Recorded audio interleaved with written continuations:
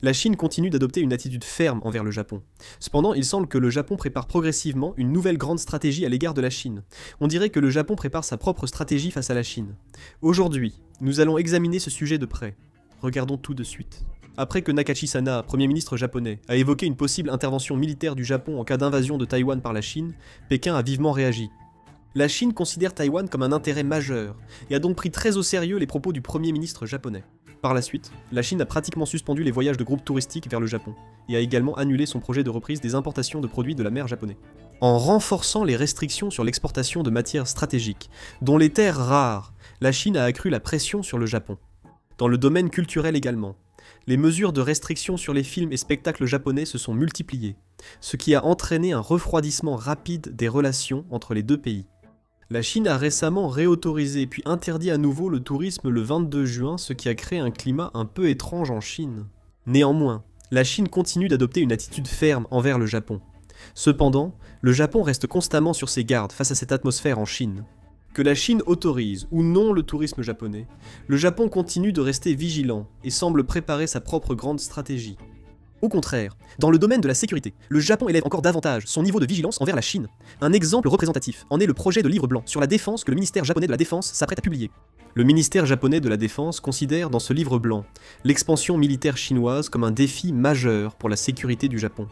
En particulier, il a de nouveau utilisé l'expression « le plus grand défi stratégique jamais rencontré » à propos de la Chine, exprimant ainsi une forte vigilance. Il est rare que le Japon utilise de tels termes envers la Chine, montrant qu'il la considère comme une menace. Le Japon estime que la marine et l'armée de l'air chinoise ont récemment élargi leur champ d'action. L'an dernier, la marine chinoise a déployé les groupes aéronavals du Liaoning et du Shandong pour des opérations majeures dans le Pacifique occidental. Le Japon considère que ces mouvements sont la preuve que la capacité de la marine chinoise à mener des opérations en haute mer s'est considérablement améliorée. En particulier, ce qui préoccupe particulièrement le Japon, c'est que les activités de l'armée chinoise dépassent désormais le simple niveau d'exercice exceptionnel. L'année dernière, l'armée chinoise a mené à plusieurs reprises de vastes exercices militaires dans les eaux et l'espace aérien autour de Taïwan, et le ministère japonais de la Défense a estimé que la Chine poursuivait ainsi des entraînements réels pour améliorer sa capacité opérationnelle en cas d'urgence. De plus, il a été mentionné que des avions embarqués chinois ont même dirigé leurs radars vers des chasseurs des forces d'autodéfense japonaises dans l'espace aérien international, ce qui, selon l'analyse, accroît le risque de collision accidentelle entre les appareils militaires des deux pays. La Chine n'est pas la seule inquiétude du Japon. Le ministère de la Défense note aussi le rapprochement militaire entre la Russie et la Chine. En décembre, des bombardiers des deux pays ont effectué un vol conjoint vers la mer de Chine orientale et le Pacifique, que le Japon voit comme une pression stratégique. En particulier, depuis la guerre en Ukraine, la coopération militaire entre la Russie et la Chine s'est encore renforcée, ce qui amène le Japon à estimer que l'environnement sécuritaire en Asie du Nord-Est est devenu bien plus complexe qu'auparavant. Au Japon, de plus en plus de voix estiment que même si les relations avec la Chine s'améliorent, la sécurité doit être traitée séparément. La coopération est possible en économie et tourisme, mais la Chine reste la principale menace en matière militaire et de sécurité.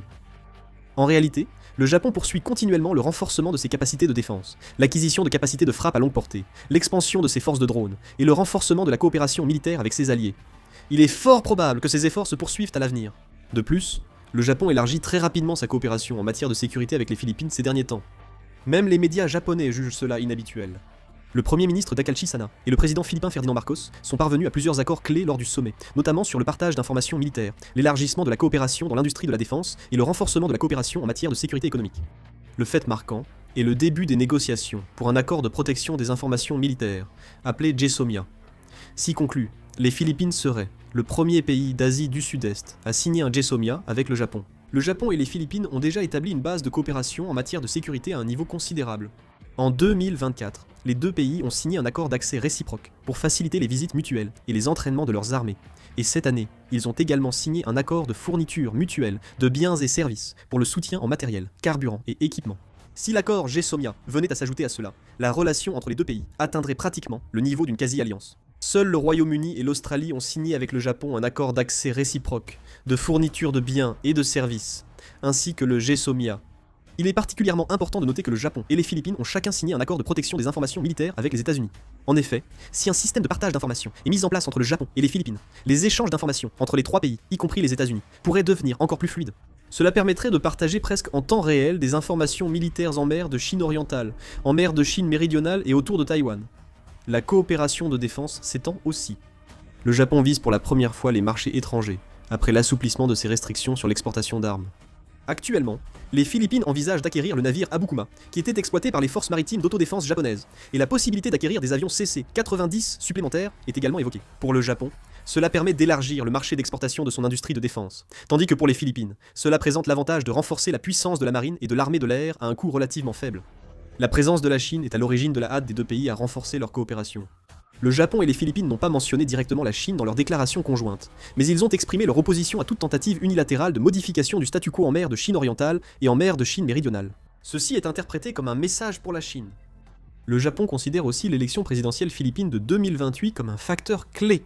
Actuellement, il y a une tendance à conclure autant d'accords que possible, et à institutionnaliser la structure de coopération, tant que la ligne pro-américaine et pro-japonaise est maintenue. La coopération s'étend non seulement à la sécurité, mais aussi au domaine économique. Les deux pays renforcent les chaînes d'approvisionnement en minéraux critiques et en énergie. Le Japon aide aussi les Philippines à améliorer leur stockage d'énergie via un important programme financier destiné à l'Asie du Sud-Est.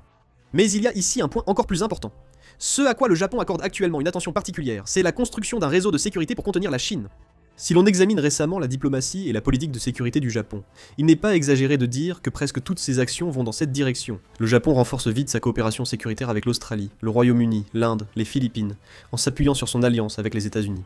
Le Japon élargit ses partenariats dans les zones maritimes, où la marine chinoise opère dans le Pacifique et la mer de Chine méridionale. Le Japon renforce encore davantage son alliance existante avec les États-Unis, et élargit la coopération en matière d'exercice conjoint et d'industrie de la défense avec l'Australie. Avec le Royaume-Uni, un accord d'accès réciproque a été conclu, établissant une base permettant aux forces armées des deux pays d'opérer plus facilement sur le territoire de l'autre. Il convient également de prêter attention aux relations avec l'Inde.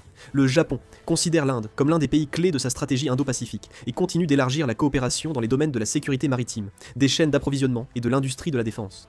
L'Inde, qui connaît des différends frontaliers avec la Chine, accorde également une grande importance à la coopération avec le Japon, de sorte que les relations entre les deux pays ne cessent de se renforcer. Du point de vue japonais, toutes ces coopérations ne sont pas des questions séparées. Le Japon considère que l'armée chinoise agit désormais dans tout le Pacifique et la mer de Chine méridionale, au-delà de la mer de Chine orientale. Par conséquent, au lieu de coopérer uniquement avec un pays spécifique comme la Corée du Sud, le Japon cherche à établir un réseau de sécurité reliant plusieurs pays. La stratégie pour un Indo-Pacifique libre et ouvert récemment, promue par le Japon, prolonge aussi cette idée. De plus, même au Japon, l'idée qu'une crise autour de Taïwan n'est plus perçue comme un conflit lointain se répand. Au sein du gouvernement japonais et des experts en sécurité, l'idée qu'un conflit dans le détroit de Taïwan aurait un impact immédiat sur la sécurité du Japon se renforce. En fait, plusieurs îles pour l'ouest du Japon sont proches de Taïwan, et la principale voie maritime traverse aussi cette zone. Pour le Japon, la stabilité du détroit de Taïwan est directement liée à son économie et à sa sécurité nationale. C'est pourquoi le Japon a continuellement investi dans le renforcement militaire et l'expansion des infrastructures dans la région insulaire du sud-ouest ces dernières années. Autrefois, les unités qui étaient relativement petites sont progressivement agrandies, et divers systèmes de surveillance ainsi que des installations de communication sont également mis en place en parallèle. Le Japon explique officiellement que ces mesures ne visent pas un pays en particulier, mais la Chine y réagit très vivement. En particulier, les experts militaires chinois analysent que les actions du Japon sont des préparatifs préalables en vue d'une éventuelle crise dans le détroit de Taïwan. La Chine remarque surtout que le Japon renforce sa coopération militaire avec les États-Unis. Le Japon investit pour renforcer ses opérations conjointes avec l'armée américaine et améliorer la coordination des exercices et des systèmes de commandement. Du point de vue de la Chine, ces changements ne se limitent pas à la mise en place d'un simple système de défense, mais semblent constituer une base permettant une éventuelle intervention dans la question de Taïwan en cas de crise. Les médias officiels chinois et des experts militaires critiquent vivement l'implication du Japon à Taïwan et publient souvent des avertissements. Il est intéressant de noter qu'en examinant de manière globale la politique de sécurité du Japon, le déploiement de ses forces militaires et l'élargissement de la coopération avec ses alliés, il apparaît clairement que le Japon considère la crise de Taïwan comme une variable de sécurité extrêmement importante. La Chine surveille également de près cette tendance, et il est de plus en plus probable que la concurrence stratégique entre le Japon et la Chine autour de la question de Taïwan s'intensifie à l'avenir.